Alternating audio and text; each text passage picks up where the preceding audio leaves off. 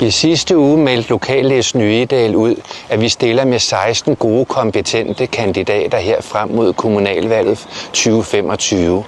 Det er et arbejde, jeg glæder mig rigtig meget til at stå i spidsen for. Jeg er nemlig blevet valgt som spids- og borgmesterkandidat for Lokallisten Egedal her i Egedal Kommune. Vi har fået 16 virkelig gode, kompetente kandidater med, fordelt over hele kommunen. Det er et lokalt forankret hold, og vi ønsker at sætte fokus på, at borgerne i Egedal de bliver hørt og taget alvorligt.